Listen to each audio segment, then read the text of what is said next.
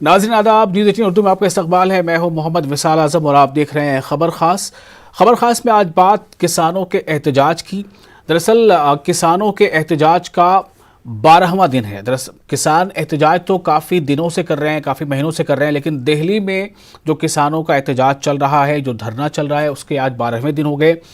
इस दरमियान कई बार जो सरकारी नुमाइंदे हैं, जिनमें वज़ीर ज़राअत ख़ुद भी शामिल रहे और पीयूष गोयल भी शामिल रहे, इन तमाम लोगों से किसानों के वफ़द की मुलाकातें भी हुई, कई दौर की बातचीत भी हुई, लेकिन अब तक कोई खातिर ख़्वाह नतीजा निकल कर सामने नहीं आया है। किसानों की जो तंजीमें हैं, उनका सिर्फ उनकी एक ही मांग है कि तमाम जो ज़रिए क़वानीन हैं जो हालिया पार्लियामेंट में पास कराए गए हैं, उन क़वानीन को वापस लिया जाए। जबकि जो हुकूमत में लोग शामिल हैं, उनका बार बार यही कहना है कि किसानों के लिए बने ये कानून उनके हक़ में हैं और किसानों को कहीं ना कहीं से गुमराह करने की कोशिश हो रही है। बहरहाल किसानों का कहना है कि वो गुमराह नहीं हो रहे हैं, बल्कि उन्हें अपना हक़ चाहिए, जो उन्हें मालूम है कि कैसे उनका हक़ उनको लेना है और कैसे उनके हक़ की खिलाफ वर्जी हो रही है। और सबसे अहम बात यह है कि किसानों के इस एहतजाज में, जिसने लगभग दिल्ली को हर तरफ से घेर रखा है, यानी कि जो यूपी से दिल्ली आने का रास्ता है वो बंद है, जो हरियाणा से दिल्ली आने का रास्ता है वो बंद है, और इसी दरमियान बड़ी तादाद में जो मिली तंजीमें हैं, अक़लियती मुसलमानों की तंजीमें, वो किसानों के इस एहतजाज में शामिल हैं, तहरीक में शामिल हैं, और वो कई तरीक़े से शामिल हैं। आज हम ख़ास तौर से इसी पर गुफ्तगू करेंगे कि किसानों की इस तहरीक को, किसानों के एहतजाज को किस तरह से कई तंजीमों का साथ मिल रहा है। हमारे सभी भाईचारों के लोग, चाहे हिंदू है, चाहे मुस्लिम है, चाहे सिख हैं, मुसलमान भाईचारा, हिंदू भाईचारा, सिख भाईचारा, ये ਜਿਹੜੇ कानून बने हैं ना, इन्होंने एक कर दिता। जब किसान को नुकसान होगा, हर वर्ग को नुकसान होगा, मजदूर भी इसमें पिसेगा ही। आवे अल्लाह नूर पाया, कुदरत के सब बंदे।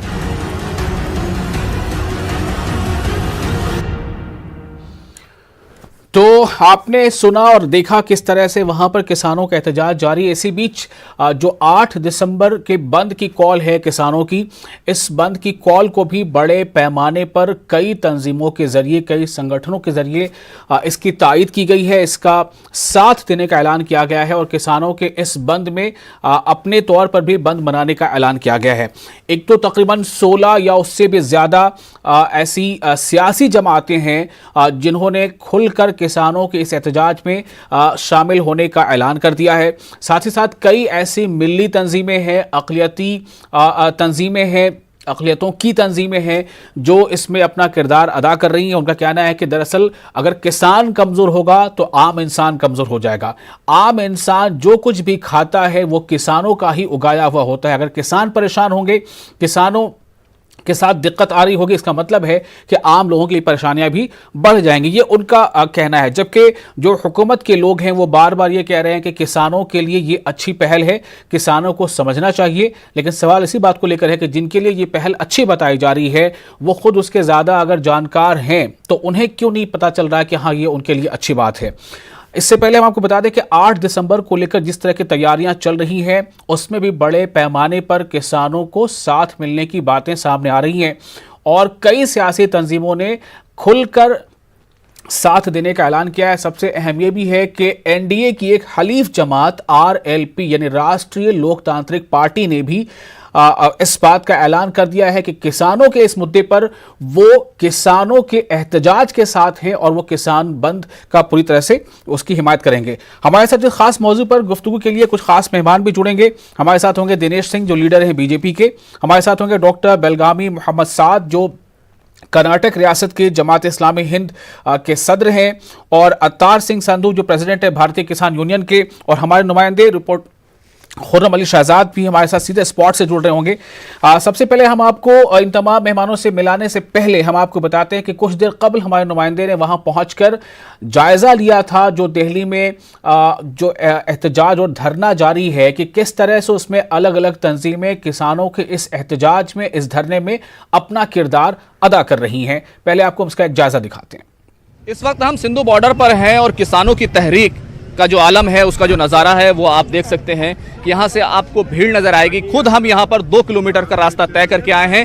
बताया जा रहा है आगे 10 किलोमीटर तक गाड़ियां हैं, लोगों की भीड़ है और उसी के साथ साथ कहते हैं कि सड़कों पर एक शहर आबाद हो गया है। ना सिर्फ यहाँ पर लंगर है बल्कि पानी बट रहा है और जो किसान भाई यहाँ पर आए हुए हैं उनकी लगातार सेवा की जा रही है। आप देखेंगे ये जो लंगर है ये मालेर कोटला के मुस्लिम्स का है। यहाँ पर लगातार खाना बट रहा है और यहाँ पर लोग आ रहे हैं, वो खा रहे हैं। इसमें तमाम के तमाम जो हिंदू मुस्लिम हैं, सिख हैं, सब शामिल हैं। ये देख सकते हैं कि किस तरीके से ये लंगर लगा हुआ है। अगर आप देखें तो इतनी तैयारी के साथ यहाँ पर ये तमाम लोग आए हुए हैं, इस तैयारी के साथ ये लंगर लगाए गए हैं कि आने वाले 1 महीने तक भी किसी तरह के राशन की कोई कमी होने वाली नहीं। यानी कि पूरी तैयारी जो है वो आपको यहाँ पर दिखाई देगी। इस लंगर से जुड़े हुए लोग हमारे साथ हैं, उनसे पूछते हैं क्या सोचकर ये लंगर लगाया और कितनी तैयारी है। सर तैयारी तब तक है जब तक हमारे भाई यहाँ पर बैठे हैं और हम खुद कहीं ना कहीं से किसानी से जुड़े हुए हैं,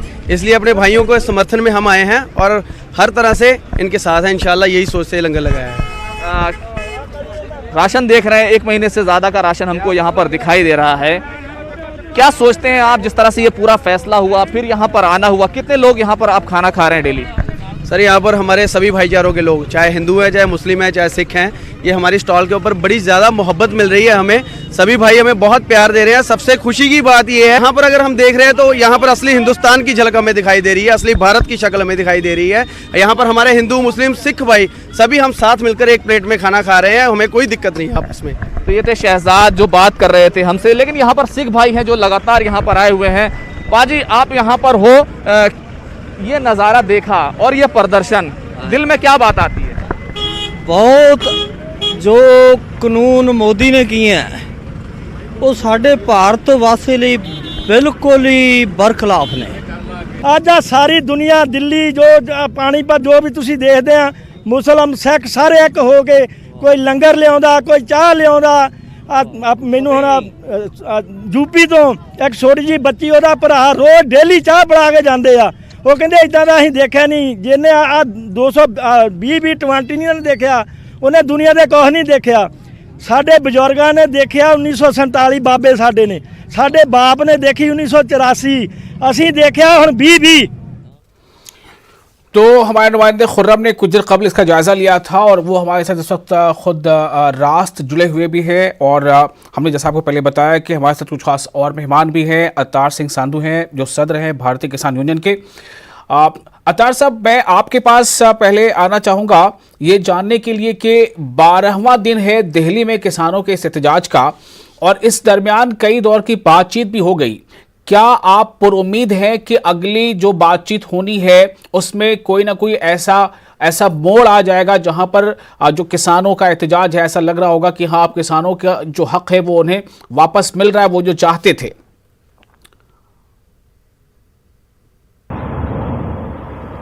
जी देखिए, मेरा ये मानना है जिस देश का किसान खुशहाल नहीं वो देश कभी तरक्की नहीं कर सकता। आज देश की हालत, किसान की हालत बहुत बदतर है देश में। तो निश्चित रूप से जो सरकार के साथ कल छठे दौर की जो वार्ता होगी परसों 9 तारीख को, तो उसमें पूरा विश्वास है सकारात्मक होगी जो बैठक होगी हमारी। और निश्चित रूप से सरकार किसानों की बातें मानेगी, क्योंकि किसान जो देश के प्रधानमंत्री हैं, जो कृषि मंत्री हैं नरेंद्र तोमर जी, वो भी किसान के बेटे, किसान के दुख दर्द को समझ सकते हैं। वो आज पूरे देश का किसान, चाहे पंजाब का किसान हो, चाहे हरियाणा का किसान हो, चाहे उत्तर प्रदेश और चाहे राजस्थान का, पूरे देश का किसान एक प्लेटफार्म पर है और पूरे देश से आज किसान दिल्ली की सड़कों पे है। मेरा ये मानना है क्योंकि छठे दौर की वार्ता होगी 9 तारीख को, सरकार को बिल्कुल किसानों की बातें माननी चाहिए, क्योंकि अन्नदाता आज सड़कों पे है और जो देश का पेट भरता है, जो जिसने कोरोना काल में जो कोई किसी उद्योगपति ने काम नहीं किया, देश को भूखे मरने से बचाया है किसानों ने, आज किसान की मांग की बारी है। तो प्रदेश केंद्र की सरकार को किसानों की बात को बिल्कुल महत्व देना चाहिए, किसानों की बात को मानना चाहिए। आप उम्मीद लगाए बैठे हैं, आप हमारे साथ बने रहे अतार साहब। मैं फिर से आपके पास आऊंगा। खुर्रम शहजाद हमारे साथ जुड़ चुके हैं, हमारे नुमाइंदे। सीधे इस वक्त खुर्रम, आप इस वक्त कहां पर हैं और आप क्या देख पा रहे हैं? किसानों का ये एहतजाज, ये तहरीक कितना बड़ा होता जा रहा है? किन किन समाज के शोबों का इन्हें हिमायत हासिल होती चली जा रही है?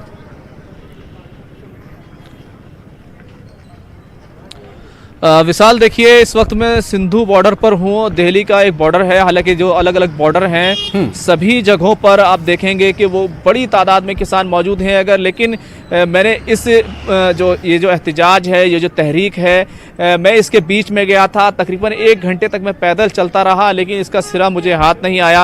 आपको बताया जा रहा है, मैंने जो किसानों से बात की उन्होंने बताया तकरीबन 8 से 10 किलोमीटर का जो इलाका है उसमें गाड़ियां खड़ी हुई हैं, ट्रैक्टर ट्रॉली खड़ी है, ट्रक खड़े हैं और किसानों ने उसी को अपना आशियाना बनाया हुआ है। मुझे यहाँ पर मुस्लिम भाई दिखाई दिए, यहाँ पर सिख भाई दिखाई दिए, यहाँ पर हरियाणा के किसान दिखाई दिए, यहाँ पर उत्तर प्रदेश के किसान दिखाई दिए। तमाम किसान हैं, उनका एक इत्तेहाद मुझे यहाँ पर ज़रूर नज़र आया है। आपको मालूम है कि कई मुस्लिम तंजीमें उन्होंने यहाँ की हिमायत की है, लेकिन अमली तौर पर बहुत ज़्यादा कुछ भले से मुझे यहाँ पर दिखाई न दिया हो, लेकिन साफ तौर पर बहुत सारे मुस्लिम्स हैं वो यहाँ पर दिखाई दिए हैं। हरियाणा के किसान दिखाई दिए हैं, तो तमाम किसान दिखाई दिए हैं। देखिए मेरे साथ कुछ यहाँ पर किसान भाई हैं और या उनका समर्थन करने वाले लोग हैं, नौजवान हैं। आप लोग कहाँ से आए हैं और मुझे ये बताइए कि क्या सोचते हैं इस पूरे मुद्दे को लेकर के? सर हम पंजाब से आए हैं, लुधियाना डिस्ट्रिक्ट और पटियाला से। तो बेसिकली मुद्दा तो यही है ना कि किसानों की जो समस्याएं हैं कि किसान जहाँ पे 2 महीने हमको दवाई, हम सोचते हैं कि ये दवाई हमारे लिए अच्छी नहीं है, हमको ज़बरदस्ती खिलाई जा रही है। जो चीज हमें चाहिए, हमें तो बिल चाहिए ही ना। कोई किसान तो जो चीज़ आपको चाहिए नहीं वो ज़बरदस्ती दी जा रही है। आपको कितने दिन होगा यहाँ पे, कैसे आप लोग रह रहे हैं यहाँ पे? यहाँ पे बहुत अच्छे से है, हमें रहने की कोई प्रॉब्लम नहीं है, खाने की कोई प्रॉब्लम नहीं है, सभी प्रकार की फैसिलिटीज हैं हमारे पास। हम साथ में लेके आए हुए हैं, 6 महीने का राशन हमारे पास है। हम राशन वगैरह हम साथ में लेके आए हैं, हमको राशन की कोई दिक्कत नहीं है। ये जो राशन आप बता रहे हैं लेके आए हैं, क्या सोचा था जब चले थे कि राशन लेके चलना है, क्या वजह थी? हमें ये पता था कि सरकार इतनी जल्दी हमारी बातें नहीं मानेंगी, हमें 2 दिन भी रख सकते, 2 हफ्ते भी रख सकते, 2 महीने भी रख सकते। हम उस तैयारी से आए हुए हैं यहाँ पे। विशाल, देखिए मुझे यहाँ पर दिल्ली के लोग मिले हैं, दिल्ली के गुरुद्वारे ने यहाँ पर ज्यादातर दिल्ली के गुरुद्वारे हैं, पंजाब के गुरुद्वारे हैं, उन तमाम ने यहाँ पर लंगर लगाए हैं और इसके अलावा हर कम्युनिटी के लोग यहाँ पर दिखाई दिए, लेकिन सबसे बड़ी तादाद जो है वो पंजाब के किसानों की है विशाल। और ये किसान जो है तकरीबन 8 से 10 किलोमीटर के एरिया में, इस पूरे इलाके में है। सिक्योरिटी फोर्सेज अपनी जगह है, लेकिन तमाम किसान हैं वो यहाँ पर जमा है। बिल्कुल, मैं खुर्रम आपके पास फिर से आता हूँ। इस वक्त हमारे साथ दिनेश सिंह जुड़ चुके हैं, लीडर हैं बीजेपी के, और डॉक्टर बेलगामी मोहम्मद साद भी जुड़ चुके हैं, जो कर्नाटक के रियासती जमात इस्लामी हिंद के सदर हैं। दिनेश सिंह साहब, 12वां दिन दिल्ली में किसानों का ये धरना, ये जमावड़ा, कई दौर की सरकार के साथ बातचीत भी हो चुकी है। आपको कितनी उम्मीद अब बंधी है कि अब ये मामला, ये बातचीत किसी नतीजे तक पहुंच जाएगा? हालांकि इसी बीच बस अब कुछ घंटे रह गए जब भारत बंद की कॉल भी दी गई है।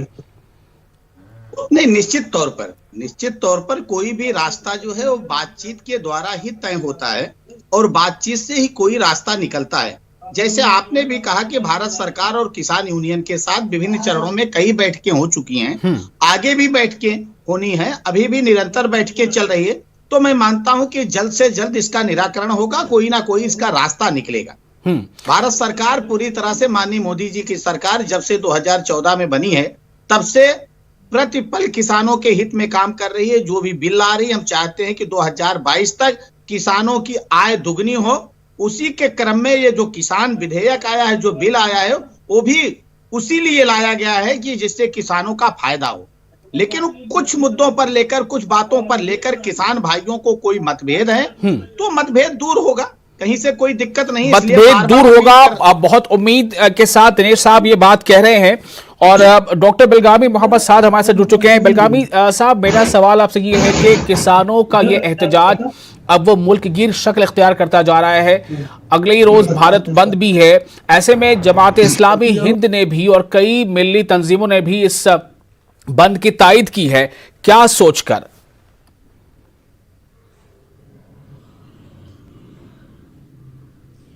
जी, हमारा ये मानना है कि अगरचे बिल ज़रिए क़वानीन जो पास किए गए हैं किसानों के हित में बताए जा रहे हैं और नाम भी इनको फार्मर्स एम्पावरमेंट और प्रोटेक्शन का दिया गया है, मगर जमीनी हक़ाइक़ बता रहे हैं कि आम किसान इससे नाखुश है और सख्त एहतजाज इसके खिलाफ कर रहे हैं। तो कहीं ना कहीं किसानों को इसमें खतरात और आइंदा के लिए बहुत से अंदेशे उनको नजर आ रहे हैं।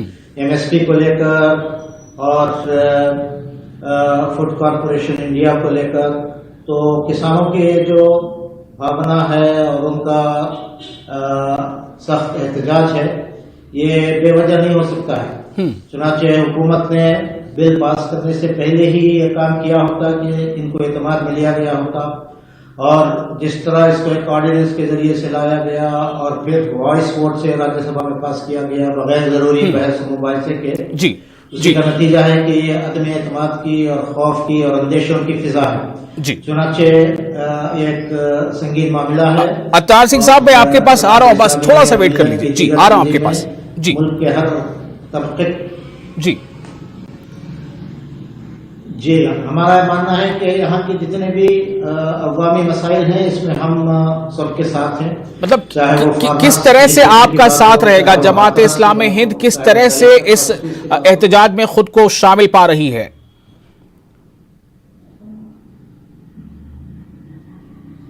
जमात इस्लामी जब ये बिल पास हुआ था, उसी वक्त हमारे सेंट्रल मरकज ने इस सिलसिले में अपने अंदेशों का और खदशात का इजहार किया था, और जब मुज़ाकरात चल रहे थे तो उसको नतीजा ख़ैज़ बनाने की बात प्रेस रिलीज के जरिए से कही जा चुकी है।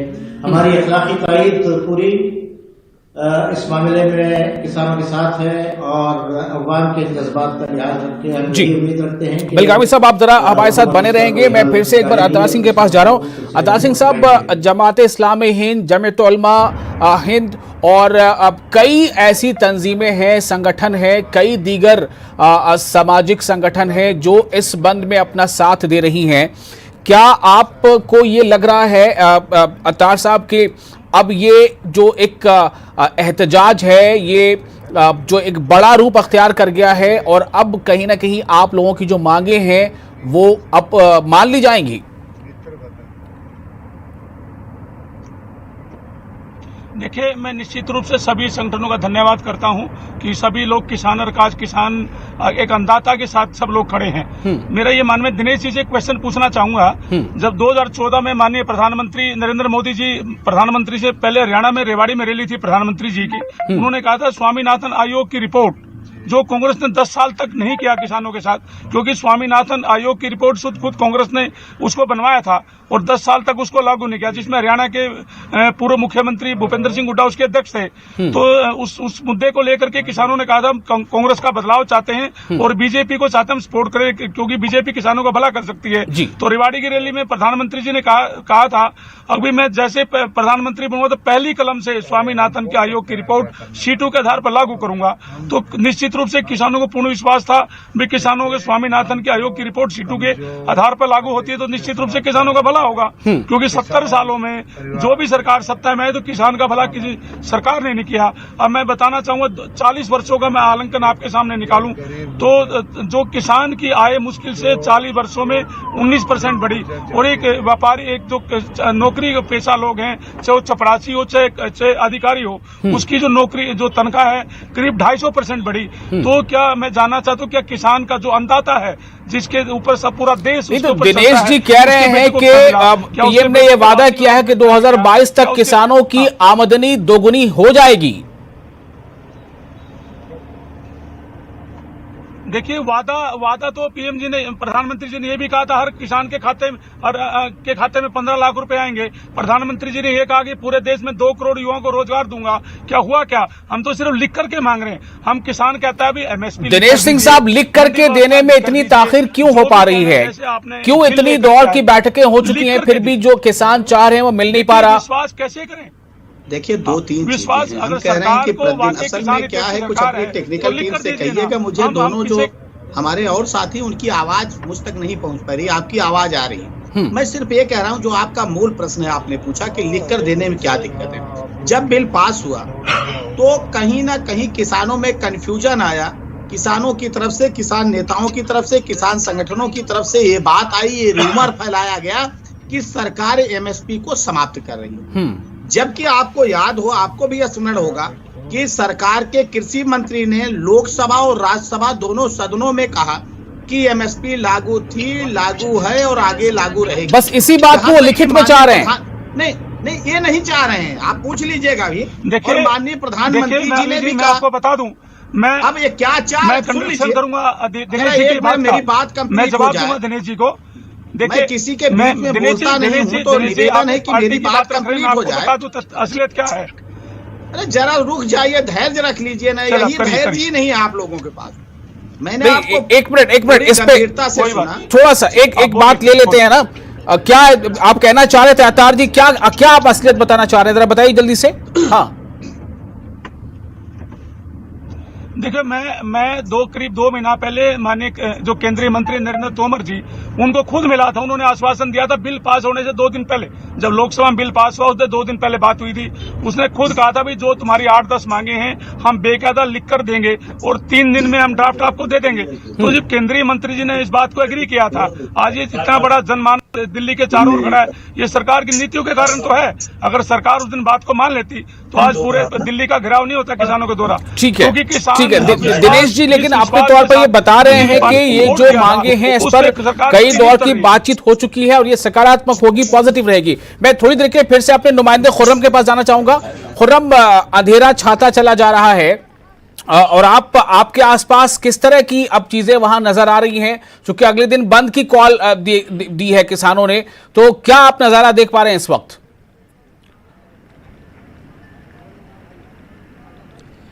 विशाल, देखिए मैं पूरे दिन यहाँ पर रहा हूँ। अगर आप देखेंगे मेरे पीछे आपको बैरिकेड नजर आएंगे, यानी जाहिर सी बात है कि सिक्योरिटी यहाँ पर पूरी तौर से मुस्तैद है। ये तमाम सिक्योरिटी आपको जरूर नजर आएगी। बहुत सारे किसान भाई हैं वो इधर उधर आते जाते नजर आएंगे। लेकिन एक बात जो है वो सीधे तौर पर मुझे इस पूरे प्रोटेस्ट के दौरान किसानों से मिलकर नजर आई कि वो यहाँ से जाने वाले नहीं है। उनका साफ तौर पर कहना है कि कल भारत बंद की कॉल है और भारत बंद कामयाब होगा। यहाँ पर पूरे दिन मीटिंग से होती रही है। यहाँ पर योगेंद्र यादव आए हैं, यहाँ पर और दूसरे लीडर्स आए हैं, आम आदमी पार्टी के MPs आए हैं, दूसरे लीडर्स यहाँ पर पहुंचे हैं, अलग अलग जो तंजीमें हैं, संगठन है किसानों के, वो लोग यहाँ पर पहुंचे हैं। मेधा पाटिकर पहुंची हैं, अली जावेद साहब पहुंचे हैं। तो ये तमाम लोग यहाँ पर पहुंचे हैं और सबसे बड़ी बात यह है कि यहाँ पर जो किसान भाई हैं वो यहाँ पर मौजूद हैं। किसान भाई मेरे साथ मौजूद हैं। मैं उनसे पूछ लेता हूँ कि कल भारत बंद है, क्या रणनीति रहेगी आप लोगों की? भाई नत्था जी, भाई अब्दुल्ला जी, ढाडी सभा और उदय समूह अहदेदार साहबान, कल जो पूरा भारत बंद है तो उसमें मतलब पूरे लोग जोश और होश से पूरा मतलब शांतिपूर्वक ढंग से अपना प्रदर्शन करेंगे और अपने घरों में बैठ के और जो ये किसान आंदोलन चल रहा है उसका पूरा साथ देंगे। किस तरह से यहाँ पर आपको राजनीतिक समर्थन भी बहुत बड़ा मिला है कल के लिए, तो क्या आप मानते हैं कि अब सरकार को मान लेना चाहिए? बिल्कुल, सरकार को मानना चाहिए। जिस सरकार नहीं हमारी बात मानेगी तो हम मनाना जानते हैं। 18 बार दिल्ली को आगे फतेह किया है तो सरकार को ये समझ लेना चाहिए कि इस बार भी पंजाब ही फतेह करके जाएगा दिल्ली को। ये सरकार अपने दिमाग में बिठा लवे, जो मोदी जुंडली है जो उसके साथी है वो ये दिमाग में भुलेखा कर दे कि ये वापस चले जाएंगे। ये अपना हक लेना जानते हैं, इनको अपना हक लेना आता है। विशाल, देखिए बातों से साफ है कि किसानों के हौसले बुलंद ही नहीं बल्कि बहुत ज्यादा बुलंद हैं। जी विशाल, और एक अच्छी बात ये उन्होंने कही है कि कल का बंद जो है जोश के साथ भी होगा और होश के साथ भी होगा, शांतिपूर्ण तरीके से होगा। दिनेश जी के पास मैं फिर से जाना चाहता हूं। दिनेश जी, इस शांतिपूर्ण बंद से क्या सरकार पर एक दबाव बनेगा ज्यादा कि जल्द इस बारे में फैसला किया जाए? देखिए, मैं फिर से निवेदन करना चाहता हूं और एक निवेदन और आपसे करना चाहता हूं कि मुझे 1 मिनट का समय दीजिए। तो बीच में मैं किसी के बीच में नहीं बोलता हूं, तो जब मैं बोलूं अपनी बात रखूं तो थोड़ा लोगों को सुनना चाहिए। देखिए, भारत लोकतांत्रिक देश है, किसी को भी धरना और प्रदर्शन करने का पूरा अधिकार है। संवैधानिक दायरे में वो किसान भाई कर भी रहे हैं। हमारी सरकार किसानों के प्रति संवेदनशील है। आपने अभी खुर्रम जी ने कहा कि आम आदमी पार्टी का समर्थन मिल रहा है, तृणमूल कांग्रेस का समर्थन मिल रहा है, कांग्रेस पार्टी का समर्थन मिल रहा है। लेकिन एक बात मुझे समझ में नहीं आती, इसको आचार्य जी से भी आप पूछ लीजिएगा। उन दलों का समर्थन मिल रहा है जो किसानों की सम्मान निधि को भी अपने राज्यों में साल भर लागू नहीं करने दिया, चाहे वो तृणमूल की कांग्रेस की बात हो, चाहे वो आम आदमी पार्टी की सरकार की बात हो। वो केंद्र सरकार द्वारा घोषित किसान सम्मान निधि के पैसे को किसानों को खातों में जाने से रोकने वाली ये पार्टियां और कांग्रेस पार्टी जो 6 दशकों तक जिसका शासन इस देश में रहा, वो स्वामीनाथन की रिपोर्ट तक को लागू नहीं कर पाई। वो दिनेश जी, कांग्रेस पार्टी इसीलिए आज उस जगह पर नहीं है जहां पर आप हैं और आप जिस जगह पर हैं, आप इसलिए कि किसान इसलिए आपसे सवाल कर रहे हैं। वो किसका समर्थन उनको है या नहीं, वो छोड़ दीजिए। किसान जो आपसे सवाल कर रहे हैं, कांग्रेस से जाहिर सी बात है कुछ गलत किया ही होगा, तभी आज वो कहां पर और आप कहां पर है, आप देख लीजिए। लेकिन आपसे अगर किसानों की उम्मीदें बंधी हैं तो ये उम्मीदें कब पूरी होंगी, सवाल ये है। मैं ये कह रहा हूं, हमने ये नहीं कहा, मैंने यही कहा कि वो लोग समर्थन कर रहे हैं, हमने उनके समर्थन पर सवाल उठाया। बाकी अब जो आपका सवाल है कि आज देखिए हमारी सरकार है ना, स्वामीनाथन की रिपोर्ट को लागू करने वाली सरकार कौन? भारतीय जनता पार्टी की सरकार। याद कीजिए, आपको भी याद हो, नहीं तो आचार्य जी से पता करिए। 12 दिन से दिल्ली का चक्का जाम किया हुआ है किसानों ने। उससे पहले महीनों पंजाब और हरियाणा में एहतजाज होते रहे हैं। संवेदनशीलता का मतलब क्या होता है दिनेश जी? संवेदनशीलता का मतलब यही होता है कि सरकार खुले मन से किसान और किसान नेताओं से बात करे। हमारी सरकार पहले दिन से इस दिशा में प्रयास कर ठीक है। बेलगामी मोहम्मद साद साहब से मैं फाइनल कमेंट के लिए एक बार आ रहा हूं आपके पास। मैं ये जानना चाहता हूं कि किस हद तक आपका बंद में ये समर्थन या ये हिमायत मिल पाएगा इन्हें। फाइनल कमेंट जल्दी से जरा बताइएगा साद साहब।